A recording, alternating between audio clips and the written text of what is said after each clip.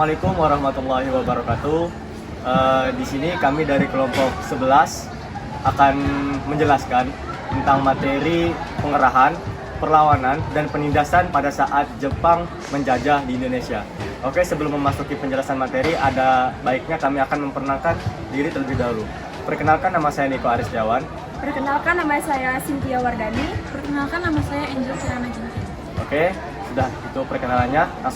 Langsung saja masuk ke pembahasan materi pertama, yaitu pengerahan. Oke, pada mulanya ketika Jepang mendarat di Indonesia, mereka sudah mulai menerapkan berbagai macam kebijakan yang sangat berpengaruh terhadap kehidupan yang ada di Indonesia. Di bidang ekonomi, Jepang menerapkan berbagai kebijakan ekonomi, contohnya seperti kebijakan ekonomi perang. Pada saat itu, kehidupan di Indonesia menuntut rakyat Indonesia untuk mengerahkan seluruh sumber daya ekonomi yang dimilikinya. Di samping itu, kebutuhan pangan Jepang untuk perang meningkat. Maka dari itu, pemerintah Jepang memperluas wilayah persawahan. Upaya ini dilakukan dengan harapan produksi beras dapat meningkat sehingga mampu memenuhi kebutuhan perang. Perluasan wilayah persawahan tidak hanya terjadi di Pulau Jawa, melainkan terjadi di Pulau Sumatera, Kalimantan, dan Sulawesi. Masuk ke materi pengerahan.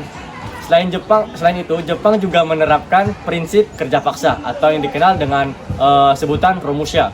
Dapat dilihat pada gambar ini, pada gambar 1 dan 2, ini merupakan prinsip Jepang, yaitu kerja Romusha.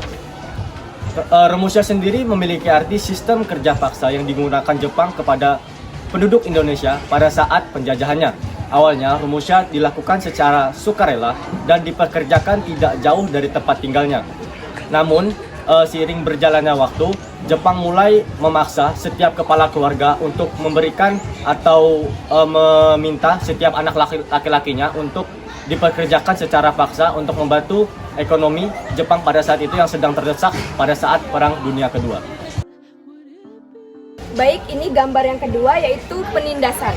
Meskipun Jepang hanya menjajah selama 3,5 tahun di Indonesia, lebih tepatnya dari tahun 1942 sampai dengan 1945. Beberapa contoh penindasan yang dilakukan oleh Jepang ke masyarakat Indonesia antara lain. Yang pertama, merampas hak rakyat. Kedatangan Jepang dibarengi dengan propaganda 3A, yakni Jepang, cahaya pemimpin, dan pelindung Asia. Selain itu, Jepang juga mengaku sebagai saudara tua dari Indonesia. Hal itu dilakukan untuk mendapatkan simpati dari rakyat pribumi. Yang kedua itu kerja paksa. Sama seperti hal yang telah dijelaskan di pembukaan video tadi, kekejaman Jepang selama di Indonesia juga terlihat pada praktik kerja paksa atau Romusha. Tentara Jepang memaksa rakyat Indonesia, terutama petani, untuk mengerjakan segala sesuatu yang dibutuhkan. Baik, yang ketiga, genosida mandor. Penduduk Jepang di Indonesia menyisakan trauma mendalam bagi rakyat di Kalimantan Barat pada tanggal 28 Juni 1944. Terutama Jepang melakukan pembantaian terhadap rakyat di Mandor, Kalimantan Barat. Yang ketiga, kita lanjut ke materi perlawanan. Dan ini contoh gambarnya. Dari berbagai penindasan serta pemberontakan yang dilakukan oleh Jepang ke Indonesia, tak membuat rakyat Indonesia menjadi terpuruk. Mereka memberikan berbagai perlawanan sedikit demi sedikit agar bisa terlepas dari jeruji besi pemerintahan Jepang kala itu. Beberapa perlawanan yang diberikan rakyat Indonesia kepada Jepang antara lain, perlawanan masyarakat Chotplieng. Daerah pertama yang melakukan perlawanan terhadap Jepang yakni di Chotplieng, Bayu, Aceh, di mana rakyat melawan tentara Jepang setelah singgah selama 8 bulan. Perlawanan yang dipimpin oleh Tengku Abdul Jalil, seorang guru ngaji di Chotplieng, Aceh. Yang kedua, ada perlawanan di Kalimantan. Perlawanan rakyat terhadap Jepang terjadi juga di Kalimantan yang dipimpin oleh Pangsuma, yaitu pemimpin suku Dayak. Hal ini dipicu dari seorang pegawai Jepang yang dipukuli oleh orang Kalimantan karena bertindak sewenang-wenang. Kemudian terjadilah perlawanan rakyat di Kalimantan.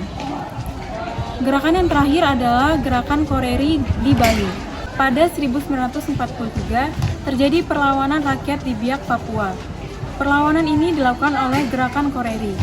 Gerakan ini di bawah pimpinan Letnan Rumkorem. Selama berkuasa di Biak, Jepang memperlakukan rakyat secara keji serta menjadikan mereka sebagai budak, dipukuli dan dianiaya. Mungkin segitu saja penjelasan yang dapat kami sampaikan, mulai dari pengarahan pada masa penjajahan Jepang di Indonesia. Yang kedua, penindasan. Dan perlawanan. Oke, cukup sekian dari kami. Wassalamualaikum warahmatullahi wabarakatuh. Waalaikumsalam warahmatullahi wabarakatuh.